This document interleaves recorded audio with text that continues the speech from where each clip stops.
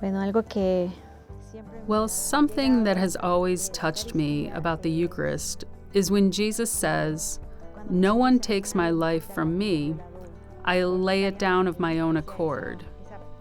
That is, that part of God that doesn't have to, but chooses, that voluntary choice of Jesus.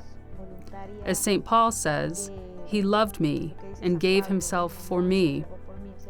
That voluntary choice to be present, to consecrate, to remain, that choice of Jesus in the midst of situations where sometimes I am more aware and other times I'm not, but I always need Him.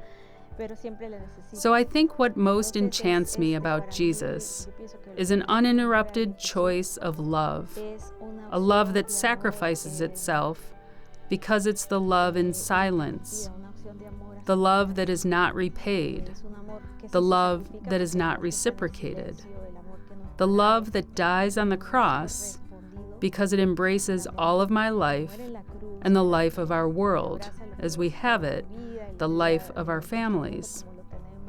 In the silence, that's what captivates me about the sacrificial love of Jesus and inspires me to give my life too. I'm reminded that no matter what it is that I might be going through or witnessing people that I love struggle with, that God wanted to understand so much that He gave us His Son, that it wasn't enough for God to understand because God knows everything, that God wanted to experience that. And knowing that that's that kind of love for me helps me to know that I am held throughout anything that I experience. Well, consciously, I'm certainly aware that the Mass brings in front of us the Lord's sacrifice that took place in Calvary 2,000 years ago, in such wise that that sacrifice was not just a historical event that took place 2,000 years ago in a particular place in the world.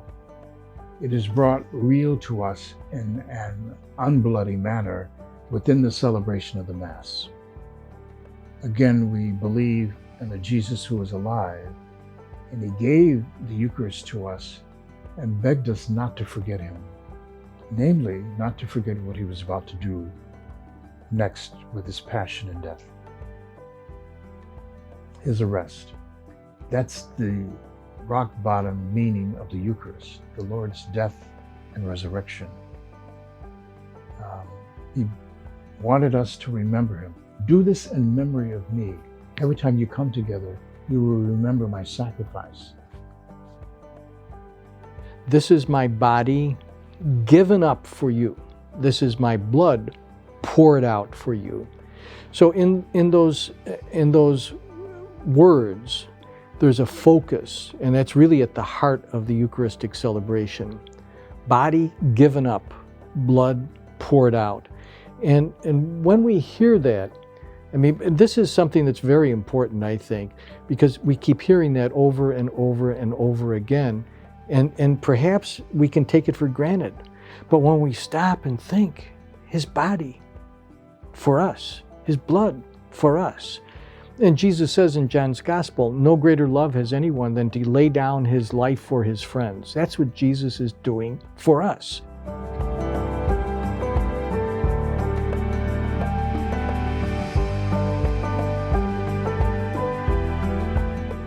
Well, I hope in all my years, see, I made my first Holy Communion in 1956. I remember the day very well. November the 11th, 1956. And with that stretch of time from then until today, I trust that the Eucharist has made a difference in my life. Had I not been a Catholic Christian, God only knows what I would have turned out to be. Maybe a thug on the streets or something. But again, from this idea that the Eucharist forms and shapes us, into the person of Christ, personality of Christ. I hope that that has been accomplished to some degree in my 70 some odd years.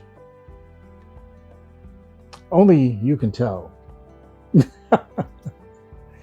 We're not the spokespersons on that vein for ourselves. Someone else has to observe it in us, I guess. When we look at Christ, we know Christ is love, and He is showing us, come follow me, come follow my love.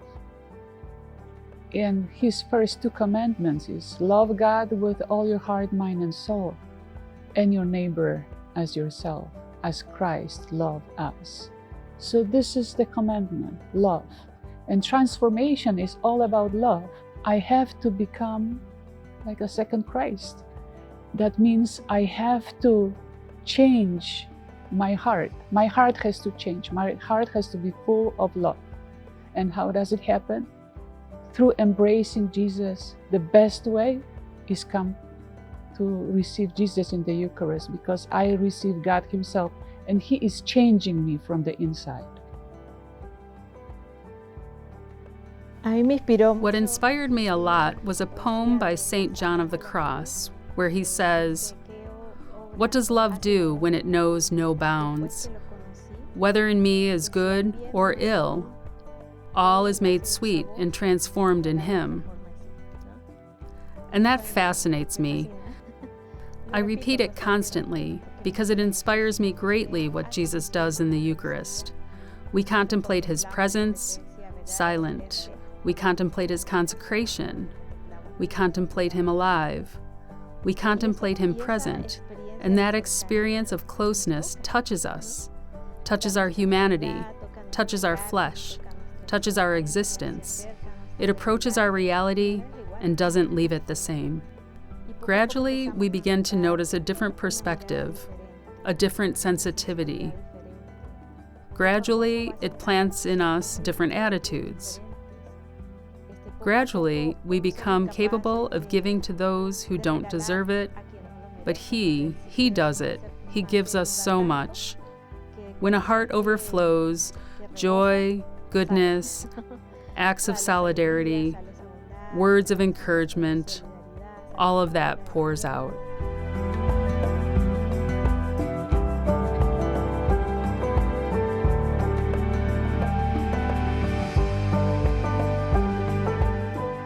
The sacrifice that I bring to Mass, I think, is a lot like other people. It's motherhood, it's job stress, it's relationships, it's just navigating the world, it's health, struggles with health, it's my aging parents and the help that they are beginning to need from me.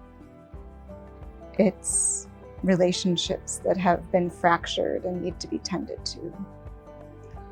Those are the sacrifices that I bring to Mass every week. It's all about forgetting myself in every sense and focusing on the Christ in front of me, who are my brothers and sisters. So when the moment of the Eucharist comes, what do I have to offer to the Lord? My life. But I also offer to the Lord all the love that He has inspired in me. That is, Jesus passing through our lives and consecrating Himself in the Eucharist so that we consecrate ourselves in our daily lives to Him, making our actions acts of love for Him. That's our most precious offering, to make what we do a work of love for Him. So I wonder, what do I have to offer you, Lord? If you have given me everything, all that is mine, I return to you. And if there's something good, bless it. And God also takes what's incomplete and blesses it as well.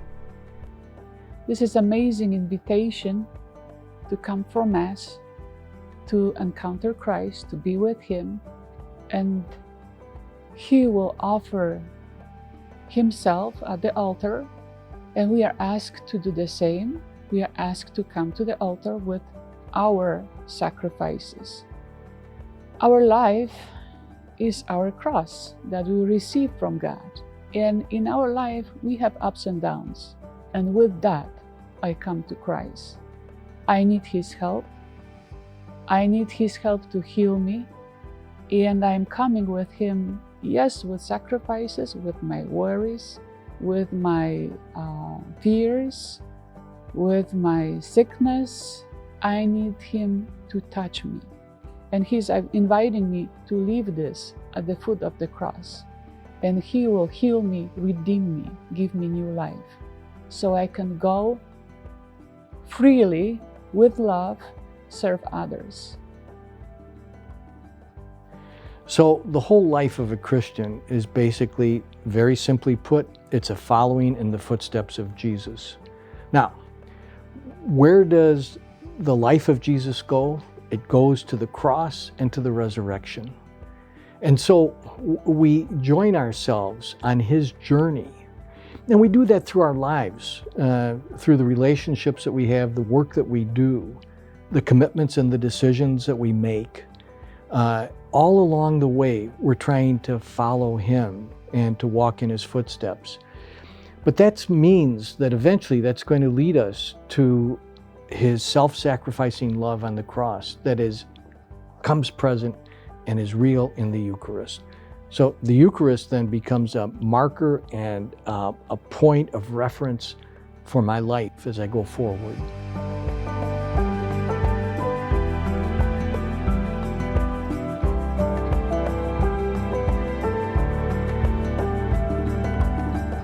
Jesus started the church. That means place where we could gather together. And He didn't create us to live in solitary life, but to live in a community.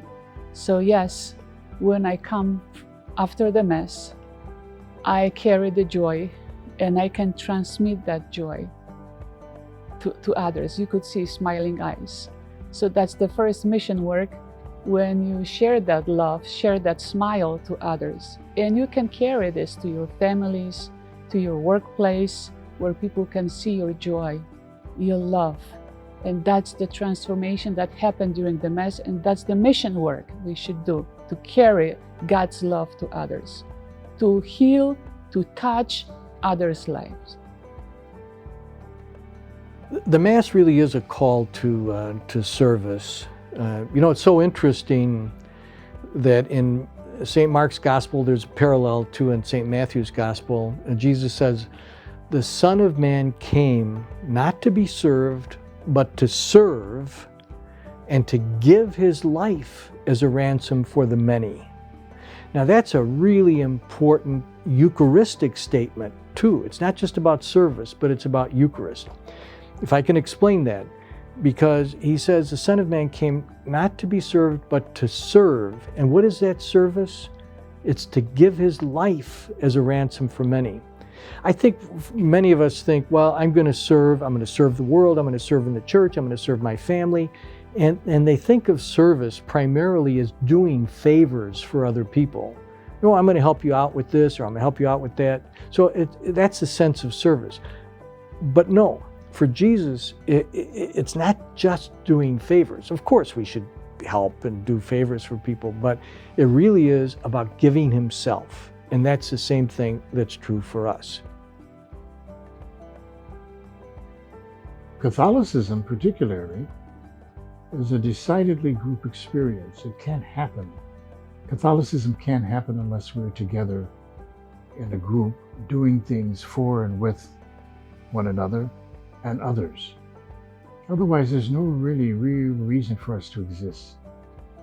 It's not a me and God kind of thing. That's why we try catecheses to inform people that going to Holy Communion at Mass is not just me and God, it's my Eucharist, my host, or my sip of the cup. It's supposed to do something for me so that I can be a better Christian to others, a better servant to the world, so that this sacrament keeps on saving, it keeps on preaching, it keeps on teaching, it keeps Jesus alive and walking in our lives. That's where we have to bring people to understand better, I think. That's the community shaping or forming that Eucharist does for us. To keep us being charitable, with each other, because there's a lot of reasons for not doing that. Then we want to do it as Christ would do it.